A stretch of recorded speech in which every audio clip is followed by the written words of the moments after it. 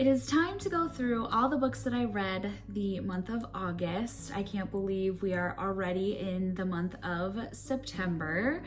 So I read a total of 6 books.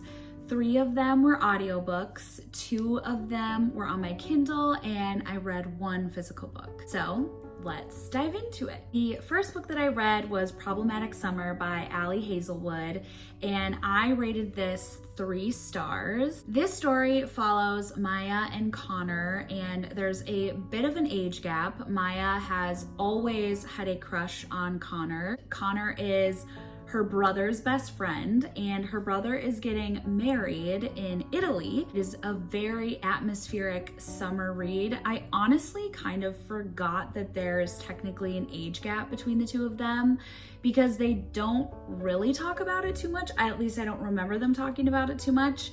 There's definitely certain aspects of it as they're kind of like ramping up their relationship that it is talked about, but I don't feel like that was the sole focus of the book. There wasn't too much of a plot. You're just following them on wedding adventures out in Italy. So it's very European summer vibes, which was fun to read. And it was a super quick and easy read, and I really enjoyed it. Next up, I read Glow of the Everflame by Penn Cole. And this is the 2nd book in the Kindred Cursed saga, I think is what it's called. Yeah. I rated this 4.5 stars. This is obviously the 2nd book, and it picks up literally right where you left off in book 1, which I love that. So it just feels like a continuation of the story. In this setting, we're more in the castle and kind of following the royal side of this world, which was fascinating, and you learn a lot more about the world in this book. There's a lot of tension building between different relationships. Loved spending time in the castle. It was really fun. It wasn't as like princess vibes as you would think. It was such a fun, fast-paced read. This world is so easy to grasp and understand, which I love. And yeah, I really enjoyed it. Next up, I read Can't Get Enough by Kennedy Ryan. I rated this 3 stars. This is the 3rd book in the Interconnected Standalone series. In this story, we are following Hendrix and Maverick. Hendrix has a very successful career managing talent in the entertainment industry. She is having to find this balance of continuing working in her career while also needing to take care of her mother, who was diagnosed with Alzheimer's. So you get a little bit of that storyline and watching her navigate that really difficult situation. There's this other side where Maverick comes into play, and it's a bit of a forbidden romance. They shouldn't be together, but they keep finding themselves gravitating towards each other. It was cool to see the way that Maverick allows Hendrix to continue to be this independent, strong woman while also giving her things that she needs and maybe didn't realize she needed, because before Maverick, she was very much like, I am Miss Independent, I need no man, I am successful, and I don't need anybody else to help me, like I can be on my own.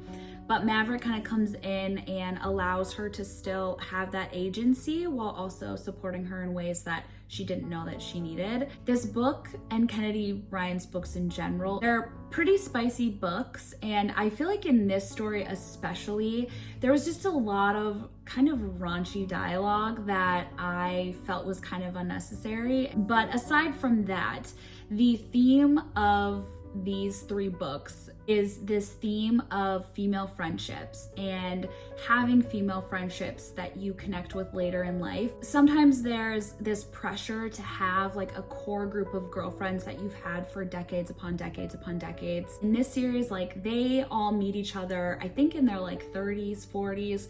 They haven't known each other for that long. I just love the way that this author depicts the importance of female friendships, and that honestly, you're never too old to make really solid friendships and connections with adults in your life. One thing I will also say about this book is there's a lot of different plots going on, which in a sense does make the story kind of move forward, and it was entertaining, but yeah, I enjoyed it overall. It was really good. Next up, I listened to Mayluna by Kelly McNeil, and I rated this 5 stars.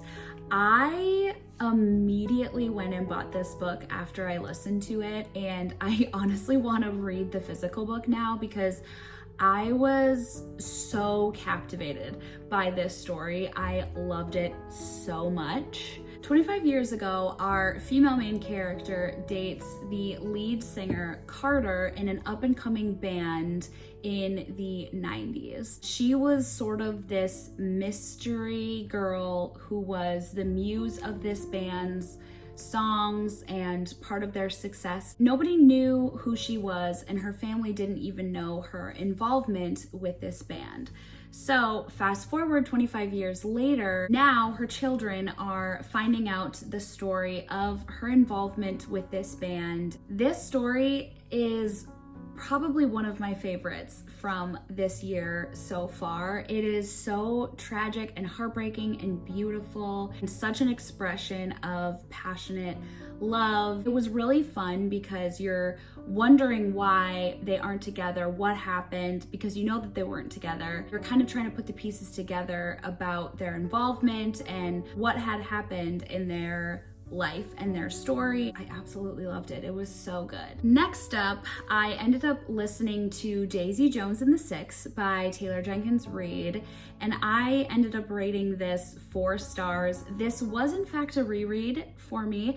I read this, I think maybe last year. I don't know what it was about this book when I first read it, but I just couldn't get into it. I found myself kind of skimming the pages when I first read this. I don't exactly know why I didn't get into it, because with this reread, I was fully hooked and entertained the entire time. You are following this band, Daisy Jones and the Six, and it is written in an interview style. So there's not a ton of dialogue. It's more of each character is sitting down telling their side of the story and their recollection of different things that happened. This actually was turned into a show, and I binged the show in 2 days, and it made me immediately want to pick up this book and read it again. And I think that honestly helped because I could picture things. The writing is absolutely beautiful. I mean, the quotes in here are definitely really good. I would say if you pick this book up and it's hard for you to get into it, I would try listening to the audiobook. It was really good. I really liked it. Next up, I finally read The Hunger Games by Suzanne Collins, and I rated this 4 stars. I can't believe I've gone this long in my life and not read this book. I've obviously seen the movies, and if you live under a rock and don't know what this book is about, there's basically 12 districts, and each year they pick a boy and a girl from every district to participate in the Hunger Games. Essentially, they fight to the death and become the victor. It was definitely an easy read, and I'm excited to read the other ones. I decided to pick this up because they came out with these beautiful covers. I got sucked into that from a marketing standpoint, and I bought the first 3 books. So I am very glad that I finally dove into it. Definitely an entertaining read.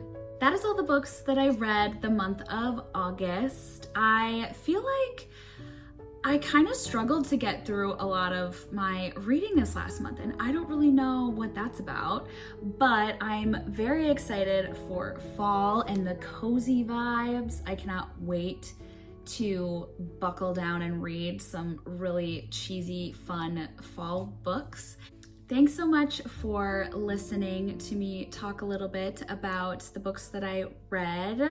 That is all I have, and I will see you next time.